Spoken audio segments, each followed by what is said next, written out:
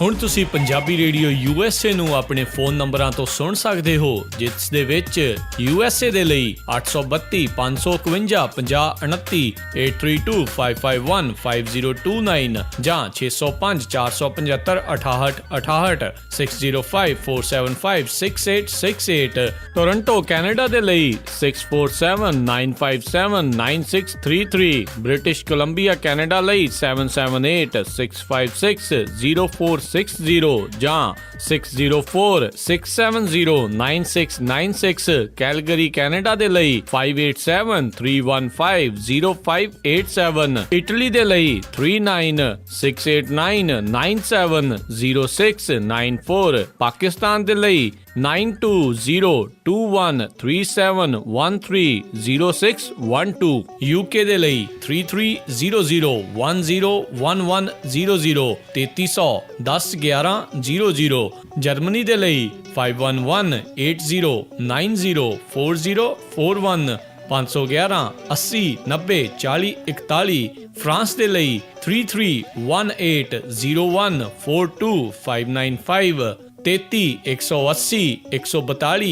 595, Australia ਦੇ ਲਈ 612080805601, 6128080501। ਹੁਣ ਤੁਸੀਂ ਆਪਣੇ ਦੇਸ਼ਾਂ ਦੇ ਵਿੱਚੋਂ ਇਹਨਾਂ ਨੰਬਰਾਂ ਦੇ ਉੱਤੇ ਕਾਲ ਕਰਕੇ ਪੰਜਾਬੀ ਰੇਡੀਓ USA ਨੂੰ ਲਾਈਵ ਸੁਣ ਸਕਦੇ ਹੋ। ਇਸ ਦੇ ਨਾਲ ਹੀ ਤੁਸੀਂ ਖਬਰਾਂ, ਖਬਰ ਤੇ ਨਜ਼ਰ, ਸਿਹਤ ਸੰਭਾਲ ਦਾ ਪ੍ਰੋਗਰਾਮ, ਨਾਨ ਸਟਾਪ ਪੰਜਾਬੀ ਗੀਤ, ਗੁਰਬਾਣੀ ਰੇਡੀਓ, ਸ਼੍ਰੀ ਦਰਬਾਰ ਸਾਹਿਬ ਜੀ ਦੇ ਹੁਕਮਨਾਮਾ ਸਾਹਿਬ ਦੀ ਵਿਆਖਿਆ ਪੰਜਾਬੀ ਅਤੇ ਅੰਗਰੇਜ਼ੀ ਦੇ ਵਿੱਚ, ਵੱਖ-ਵੱਖ ਗੁਰੂ ਘਰਾਂ ਦਾ ਸਿੱਧਾ ਪ੍ਰਸਾਰਣ, ਇਹ ਸਾਰਾ ਕੁਝ ਇਹਨਾਂ ਨੰਬਰਾਂ ਤੇ ਡਾਇਲ ਕਰਕੇ ਸੁਣ ਸਕਦੇ ਹੋ, ਜਾਂ ਸਾਡੀ ਵੈਬਸਾਈਟ www.punjabiradiousa.com ਤੇ ਵੀ ਸੁਣ ਸਕਦੇ ਹੋ।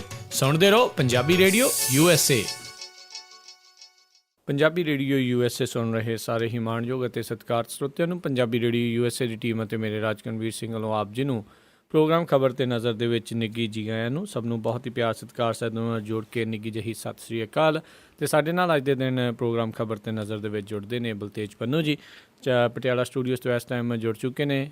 ਬਲਤੇਜ ਪੰਨੂ ਜੀ ਆਇਆਂ ਨੂੰ, ਸਤਿ ਸ੍ਰੀ ਅਕਾਲ ਹੈ ਜੀ। ਸਤਿ ਸ਼੍ਰੀ ਅਕਾਲ ਜੀ, ਧੰਨਵਾਦ ਜੀ, ਮਿਹਰਬਾਨੀ। ਔਰ ਮੈਂ ਮਾਫੀ ਮੰਗਦਾ ਜੀ, ਤੁਹਾਡਾ ਮੇਰੀ ਤਬੀਅਤ ਔਰ ਗੱਲ ਖਾਸ ਤੌਰ 'ਤੇ ਠੀਕ ਨਹੀਂ ਹੈ ਜੀ, ਪਰ ਫਿਰ ਵੀ ਧੰਨਵਾਦ ਕਰਦੇ ਹਾਂ ਜੀ ਤੁਸੀਂ ਆਪਣੇ ਸਰੋਤਿਆਂ ਦੇ ਲਈ ਜਿਹੜਾ ਜੀ ਫਿਰ ਵੀ ਜਿਹੜਾ ਤੁਸੀਂ ਸਮਾਂ ਕੱਢਿਆ, ਬਹੁਤ ਬਹੁਤ ਤੁਹਾਡਾ ਇਸ ਚੀਜ਼ ਦੇ ਲਈ ਅਸੀਂ ਧੰਨਵਾਦ ਵੀ ਕਰਦੇ ਹਾਂ। ਨਾਲ ਹੀ ਅਤੇ ਸਾਡੇ ਅੱਜ ਦੇ ਪ੍ਰੋਗਰਾਮ ਖਬਰ ਤੇ ਨਜ਼ਰ ਨੂੰ ਸਪਾਂਸਰ ਕਰਦੇ ਨੇ ਖਾਲਸਾ ਇੰਸ਼ੋਰੈਂਸ ਏਜੰਸੀ ਵਾਲੇ, ਜਿਨ੍ਹਾਂ ਦੇ ਕੋਲੋਂ ਤੁਸੀਂ ਹਰ ਤਰ੍ਹਾਂ ਦੀ ਇੰਸ਼ੋਰੈਂਸ ਕਰਵਾ ਸਕਦੇ ਹੋ।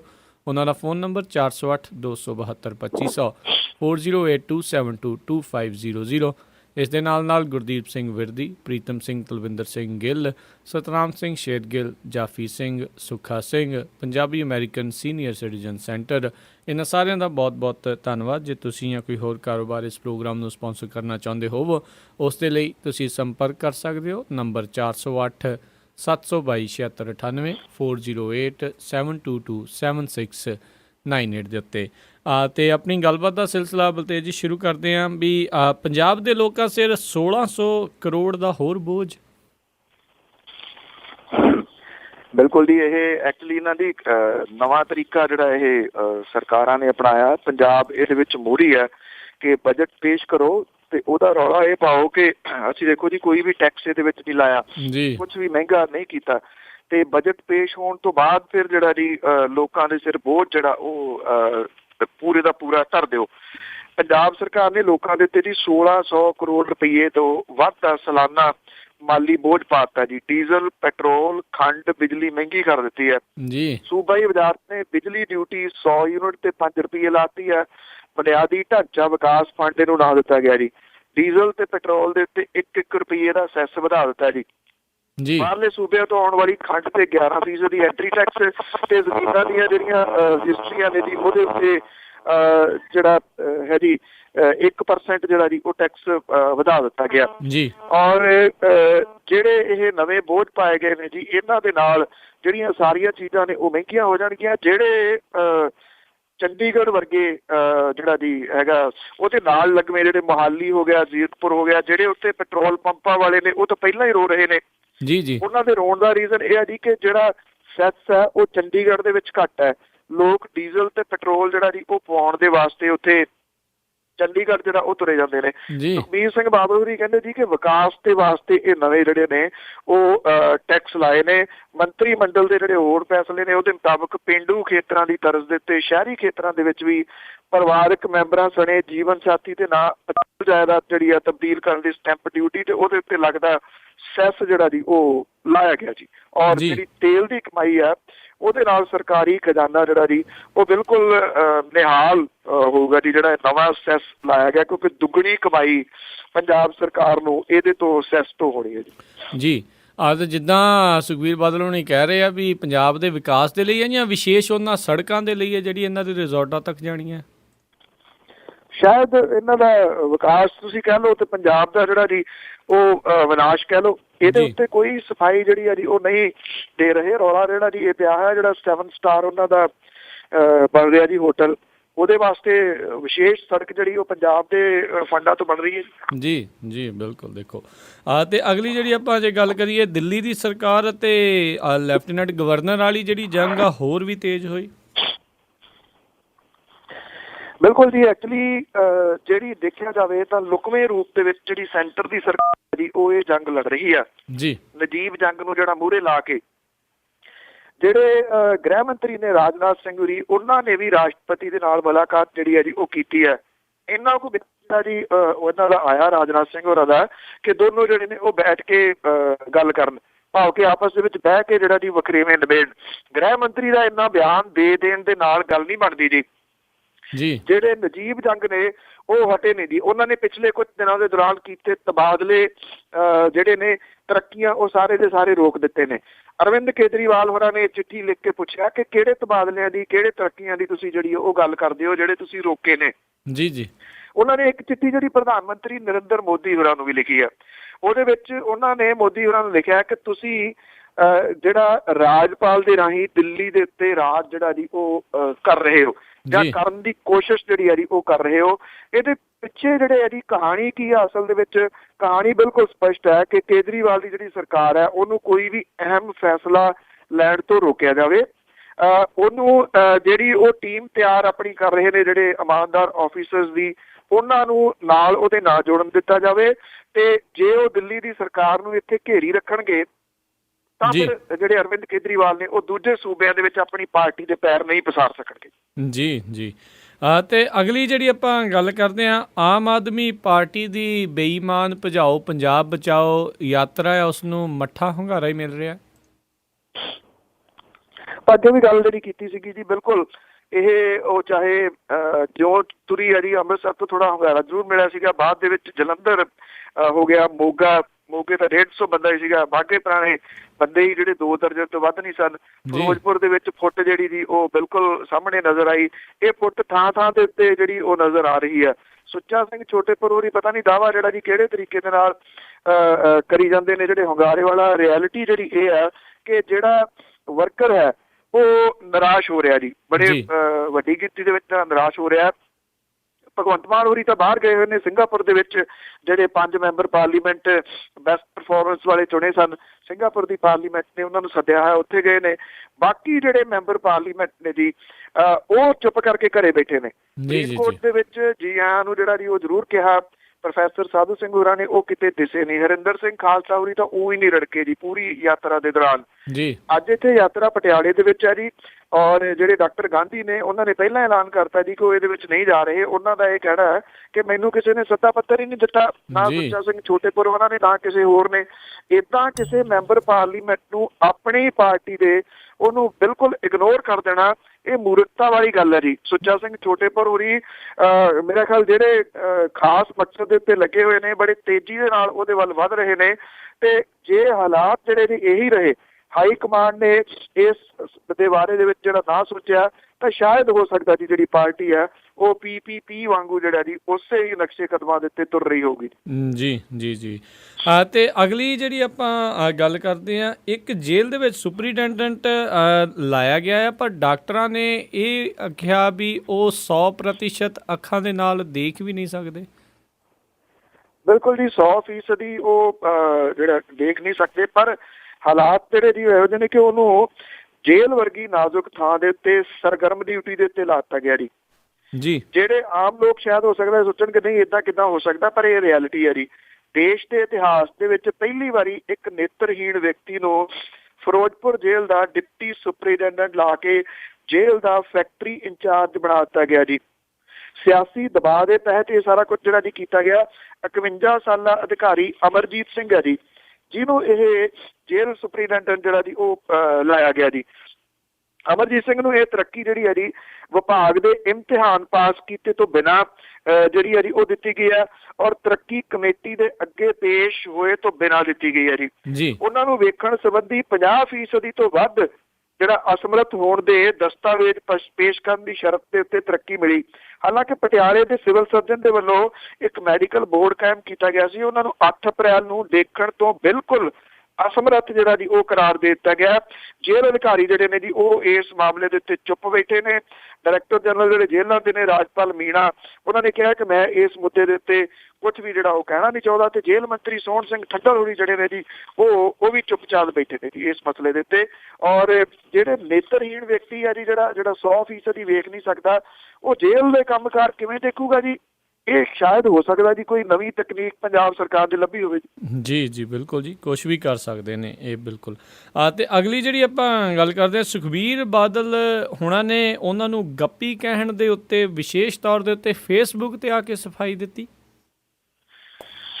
ਬਿਲਕੁਲ ਜੀ, ਐਕਚੁਅਲੀ ਇਹ ਜਿਹੜਾ ਮਾਮਲਾ ਹੈ ਜੀ ਸੁਖਬੀਰ ਸਿੰਘ ਬਾਦਲ ਹੋਰਾਂ ਨੂੰ, ਕਿਉਂਕਿ ਬਹੁਤੇ ਜਿਹੜੇ ਫੇਸਬੁੱਕ ਦੇ ਉੱਤੇ ਲੋਕ ਨੇ ਜੀ ਉਹ ਗੱਪੀ ਕਹਿੰਦੇ ਨੇ ਜੀ, ਕਿ ਉਹ ਵੱਡੀਆਂ ਵੱਡੀਆਂ ਗੱਪਾਂ ਮਾਰਦੇ ਨੇ। ਚਾਹੇ ਉਹ ਇਹ ਕਹਿਣ ਕਿ ਜਲ ਬੱਸਾਂ ਇੱਥੇ ਸ਼ੁਰੂ ਹੋ ਜਾਣਗੀਆਂ, ਕਦੀ ਉਹ ਕਹਿੰਦੇ ਮੰਗਲ ਗ੍ਰਹਿ ਦੇ ਉੱਤੇ ਅਕਾਲੀ ਦਲ ਰੈਲੀ ਜਿਹੜਾ ਜੀ ਉਹ ਕਰਨ ਜਾ ਰਿਹਾ ਜੀ, ਕਦੀ ਕੁਛ ਤੇ ਉਹਨਾਂ ਨੇ ਆਪਣਾ ਸਟੇਟਸ ਪਾਇਆ ਜੀ ਫੇਸਬੁੱਕ ਦੇ ਉੱਤੇ, ਕਹਿੰਦੇ ਕਿ ਮੈਨੂੰ ਸੁਪਨੇ ਵੇਖਣ ਦਾ ਸ਼ੌਂਕ ਹੈ, ਸੁਪਨੇ ਪੂਰੇ ਕਰਨ ਦੇ ਵਿੱਚ ਮੈਂ ਵਿਸ਼ਵਾਸ ਰੱਖਦਾ।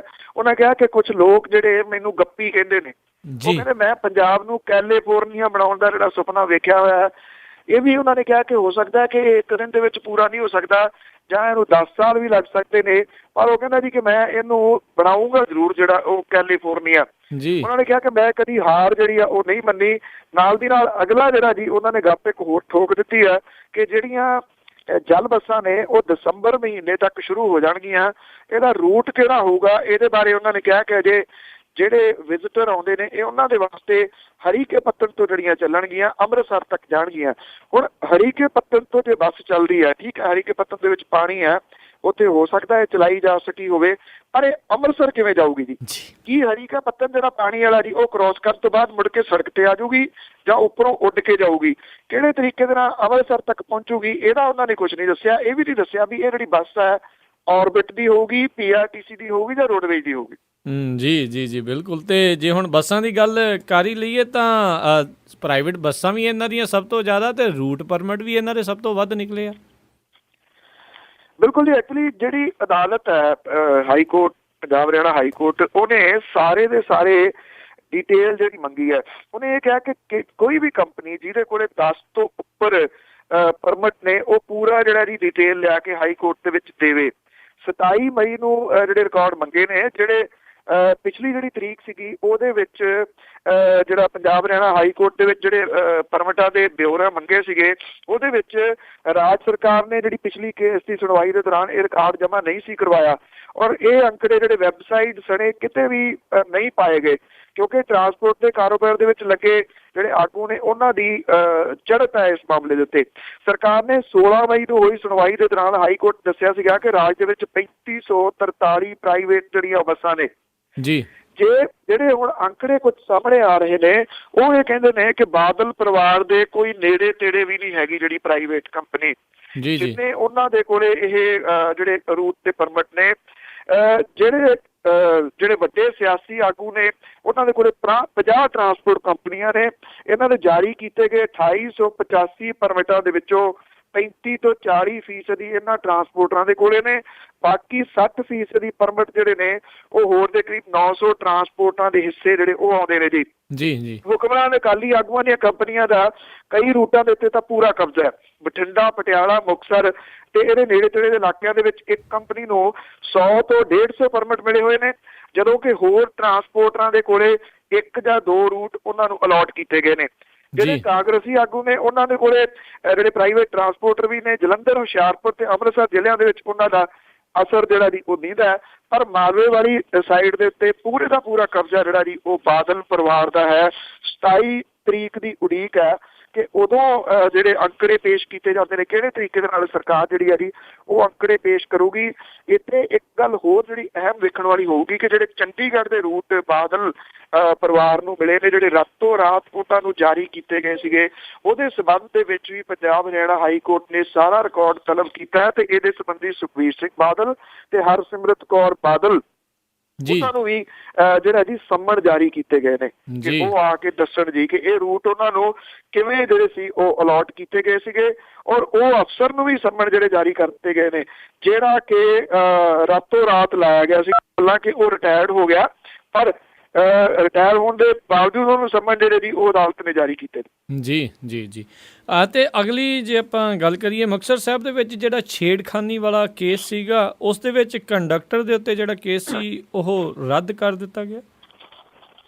ਜਦੋਂ ਇਹ ਹੋਇਆ ਸੀਗਾ, ਤੁਹਾਨੂੰ ਯਾਦ ਹੋਣਾ ਆਪਾਂ ਕਵਰ ਕੀਤਾ ਸੀਗਾ ਕਿ ਇਹ ਜਿਹੜੀਆਂ ਲੜਕੀਆਂ ਸਨ, ਜਿਹੜੀਆਂ ਦਲਿਤ ਭਾਈਚਾਰੇ ਦੇ ਨਾਲ ਸੰਬੰਧਿਤ ਨੇ, ਜਦੋਂ ਐਸਐਸਪੀ ਕੋਲੇ ਜਾ ਰਹੀਆਂ ਸਨ ਤਾਂ ਬਾਹਰ ਕੁਝ ਮੀਡੀਆ ਵਾਲੇ ਖੜੇ ਸਨ ਜੀ। ਉਹਨਾਂ ਨੇ ਉਹਨਾਂ ਤੋਂ ਪੁੱਛ ਲਿਆ ਕਿ ਕੀ ਹੋਇਆ, ਤਾਂ ਕੈਮਰੇ ਦੇ ਵਿੱਚ ਰਿਕਾਰਡ ਹੋ ਗਿਆ ਤੇ ਅੰਦਰ ਜਿਹੜੇ ਐਸਐਸਪੀ ਸਾਹਿਬ ਸਨ ਉਹਨਾਂ ਦਾ ਜਵਾਬ ਇਹ ਸੀਗਾ ਕਿ ਤੁਸੀਂ ਮੀਡੀਆ ਕੋਲੇ ਪਹਿਲਾਂ ਕਿਉਂ ਗਈਆਂ, ਲੈ ਲਓ ਉਹਨਾਂ ਕੋਲੋਂ ਜਾ ਕੇ ਇਨਸਾਫ।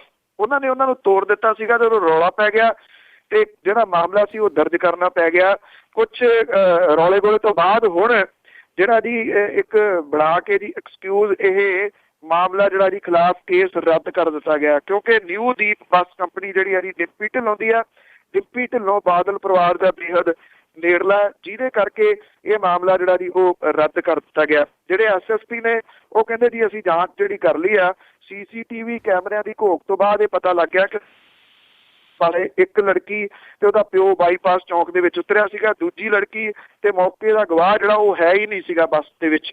ਇਹ ਝੂਠਾ ਕੇਸ ਜਿਹੜਾ ਉਹ ਕਹਿੰਦੇ ਜੀ ਸਿਆਸਤਦਾਨਾਂ ਨੂੰ ਬਦਨਾਮ ਕਰਨ ਦੇ ਵਾਸਤੇ ਜਿਹੜਾ ਬਣਾਇਆ ਗਿਆ, ਜਿਹਦੇ ਕਰਕੇ ਉਹਨਾਂ ਨੇ ਇਹ ਪਰਚਾ ਰੱਦ ਕਰ ਦਿੱਤਾ ਜੀ। ਜੀ ਜੀ ਤੇ ਅਗਲੀ ਜੇ ਗੱਲ ਕਰੀਏ, ਪੰਜਾਬ ਸਰਕਾਰ ਤਕਰੀਬਨ 20,000 ਤੋਂ ਵੱਧ ਅਧਿਆਪਕਾਂ ਦੀਆਂ ਤਨਖਾਹਾਂ ਦੱਬ ਕੇ ਬੈਠੀ ਆ। ਬਿਲਕੁਲ ਜੀ, ਐਕਚੁਅਲੀ ਜਿਹੜਾ ਸਿੱਖਿਆ ਵਿਭਾਗ ਆ ਪੰਜਾਬ ਦੇ ਵਿੱਚ ਸਰਬ ਸਿੱਖਿਆ ਅਭਿਆਨ ਤੇ ਰਮਸਾ ਦੇ ਅਧੀਨ ਜਿਹੜੇ ਕੰਮ ਕਰਦੇ 28,000 ਤੋਂ ਵੱਧ ਅਧਿਆਪਕ ਤੇ ਮੁਲਾਜ਼ਮ ਜਿਹੜੇ ਨੇ 3 ਮਹੀਨਿਆਂ ਤੋਂ ਤਨਖਾਹਾਂ ਤੋਂ ਉਹ ਖਾਲੀ ਬੈਠੇ ਨੇ ਜੀ। 8800 ਦੇ ਕਰੀਬ ਅਧਿਆਪਕਾਂ ਨੂੰ 6 ਮਹੀਨੇ ਤੋਂ ਤਨਖਾਹਾਂ ਨਹੀਂ ਮਿਲੀਆਂ ਜੀ। ਸਰਕਾਰ ਇਹਨਾਂ ਮੁਲਾਜ਼ਮਾਂ ਨੂੰ ਨਵਾਂ ਵਿੱਤੀ ਸਾਲ ਸ਼ੁਰੂ ਹੋਣ ਤੋਂ ਬਾਅਦ ਇੱਕ ਧੇਲਾ ਵੀ ਨਹੀਂ ਦੇ ਸਕੀ ਜੀ। 7500 ਦੇ ਕਰੀਬ ਜਿਹੜੇ ਟੀਚਰ ਨੇ ਉਹਨਾਂ ਨੂੰ ਪਿਛਲੇ ਵਿੱਤੀ ਸਾਲ ਦੇ ਵਿੱਚ ਪੈਂਦੇ ਫਰਵਰੀ ਮਹੀਨੇ ਤੋਂ ਤਨਖਾਹ ਨਹੀਂ ਮਿਲੀ ਜੀ। ਤਨਖਾਹ ਅਧਿਆਪਕਾਂ ਦੀਆਂ ਤਨਖਾਹਾਂ ਦਾ ਮਾਮਲਾ ਪੰਜਾਬ ਦੇ ਵਿੱਤ ਵਿਭਾਗ ਦੇ ਵਿੱਚ ਲਮਕਿਆ ਪਿਆ ਜੀ। ਸਰਵ ਸਿੱਖਿਆ ਅਭਿਆਨ ਤੇ ਰਮਸਾ ਦੀ ਟੀਚਿੰਗ ਤੇ ਨਾਨ ਟੀਚਿੰਗ ਮੁਲਾਜ਼ਮਾਂ ਦੀਆਂ ਤਨਖਾਹਾਂ ਲਈ ਕੇਂਦਰ ਸਰਕਾਰ ਦੇ ਵੱਲੋਂ 65 ਤੇ ਪੰਜਾਬ ਸਰਕਾਰ ਦੇ ਵੱਲੋਂ 35% ਦੀ ਗ੍ਰਾਂਟਾਂ ਜਾਰੀ ਕੀਤੀਆਂ ਜਾਂਦੀਆਂ ਨੇ। ਮੁਸ਼ਕਲ ਇਹ ਆ ਸਰਕਾਰ ਦੇ ਕੋਲੇ 35% ਦੀ ਗ੍ਰਾਂਟ ਹੈ ਨਹੀਂ ਗੀ ਜੀ। ਗ੍ਰਾਂਟਾਂ ਹਾਸਲ ਕਰਨ ਲਈ ਸਿੱਖਿਆ ਵਿਭਾਗ ਪੂਰੇ ਸਾਲ ਦਾ ਬਜਟ ਪਲਾਨ ਤਿਆਰ ਕਰਾ ਕੇ ਮੁੱਖ ਸਕੱਤਰ ਪੰਜਾਬ ਦੀ ਅਗਵਾਈ ਹੇਠ ਬਣੀ ਕਮੇਟੀ ਮੂਹਰੇ ਪੇਸ਼ ਕਰਦਾ ਤੇ ਇਸ ਕਮੇਟੀ ਵੱਲੋਂ ਫਰਵਰੀ ਦੌਰਾਨ ਸਾਲ 15-16 ਦਾ ਪ੍ਰੋਜੈਕਟ ਮਨਜ਼ੂਰ ਕਰਕੇ ਅਗਲੀ ਪ੍ਰਵਾਨਗੀ ਲਈ ਕੇਸ ਕੇਂਦਰ ਸਰਕਾਰ ਨੂੰ ਜਿਹੜਾ ਜੀ ਉਹ ਭੇਜਿਆ ਗਿਆ। ਕੇਂਦਰ ਦੀ ਸਰਕਾਰ ਗ੍ਰਾਂਟ ਦੇਣ ਨੂੰ ਤਿਆਰ ਹੈ, ਪਰ ਜਿਹੜੀ 35% ਦੀ ਪਾਉਣੀ ਆ ਉਹ ਕਿੱਥੋਂ ਆਵੇ ਜੀ?